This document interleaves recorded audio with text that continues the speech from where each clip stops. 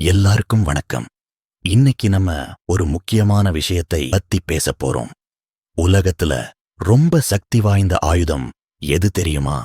கத்தி கிடையாது, துப்பாக்கி கிடையாது. அது நம்ம நாக்கு. ஒரு வார்த்தை ஒருத்தரை வாழ வைக்கும். அதே ஒரு வார்த்தை ஒருத்தரை வீழ்த்திடும். நம்மள பல பேருக்கு ஒரு பெரிய பயம் இருக்கும்.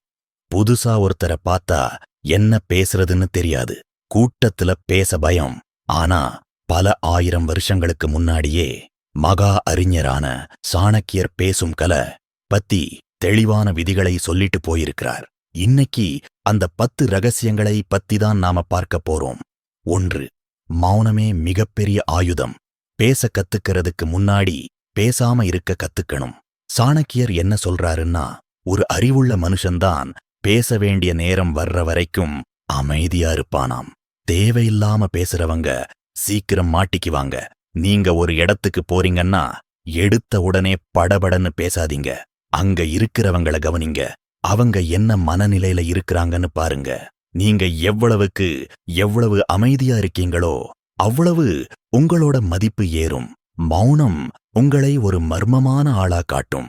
மக்கள் உங்களை கவனிக்க ஆரம்பிப்பாங்க. 2. இனிமையாக பேசுங்கள். உண்மை கசக்கும்னு சொல்லுவாங்க. ஆனா சாணக்கியர் என்ன சொல்றாருன்னா, உண்மைய கூட இனிமையா சொல்ல கத்துக்கோங்க.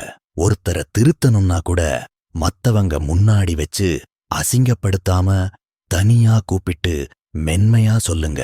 பேச்சுல திமிர் இருக்கக்கூடாது, பணிவு இருக்கணும். பணிவுன்னா பயம் கிடையாது, அது ஒரு நாகரீகம். நீங்க எவ்வளவு பெரிய ஆளா இருந்தாலும் ஒரு கடைநிலை ஊழியர்கிட்ட கூட அன்பா பேசும்போது அந்த இடத்துல நீங்க தான் ராஜாவா தெரிவீங்க. 3. பேசுவதற்கு முன்னால் யோசியுங்கள். வாயிலிருந்து வர்ற வார்த்தையும் வில்லிலிருந்து கிளம்புற அம்பும் ஒண்ணுதான்.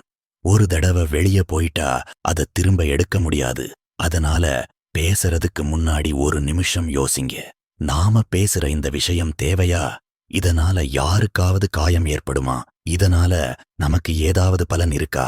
இந்த 3 கேள்விக்கும் பதில் ஆமாம்னு வந்தா மட்டும் பேசுங்க. 4. எதிராளியின் மனநிலை அறிந்து பேசுங்கள். சாணக்கியர் ஒரு தந்திரமான ஆள். அவர் சொல்லுவார், ஒரு முட்டாள் கிட்ட அவனுக்கு பிடிச்ச மாதிரி பேசுங்க. ஒரு அறிவாளி கிட்ட உண்மைய மட்டும் பேசுங்க. ஒரு பேராசை பிடிச்சவங்கிட்ட அவனுக்கு லாபம் வர்ற மாதிரி பேசுங்க. அதாவது நீங்க யார்கிட்ட பேசுறீங்களோ அவங்களோட அலைவரிசைக்கு நீங்க மாறணும். ஒரு குழந்தைகிட்ட போய் தத்துவம் பேசிட்டு இருக்கக்கூடாது. அதே மாதிரி ஒரு பிசினஸ் மேன் கிட்ட போய் விளையாட்டு பேசிட்டு இருக்கக்கூடாது. ஆப்போசிட்ல இருக்கிறவங்களுக்கு என்ன தேவையோ அதை கொடுத்தா அவங்க உங்களை உச்சி மேல வச்சு கொண்டாடுவாங்க. 5. பொய் சொல்லாதீர்கள், ஆனால் எல்லா உண்மையும் சொல்லத் தேவையில்லை. இது ரொம்ப முக்கியமான பாடம். சாணக்கியர் நீதிப்படி ஒருத்தன் நேர்மையா இருக்கணும். ஆனா காட்டுல நேரா இருக்கிற மரத்தை தான் முதல்ல வெட்டுவாங்க.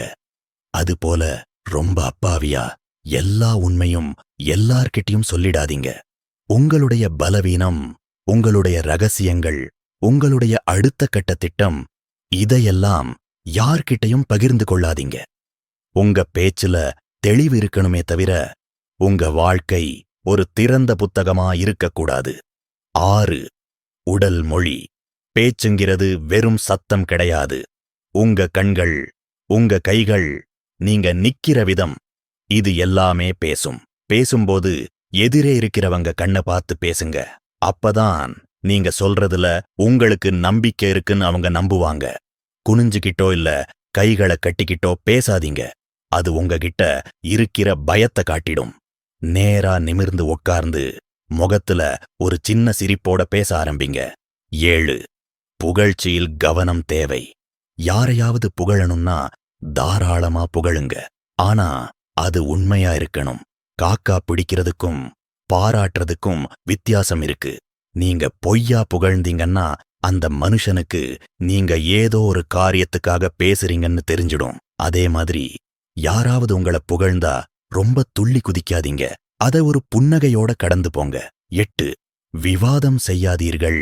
அறிவுள்ளவங்க யாருமே தேவையில்லாத விவாதத்துல இறங்க மாட்டாங்க. ஒரு விஷயம் தப்புன்னு உங்களுக்கு தெரிஞ்சா அதை புரிய வைக்க முயற்சி பண்ணுங்க. புரியலையா? அங்கிருந்து கிளம்பிடணும்.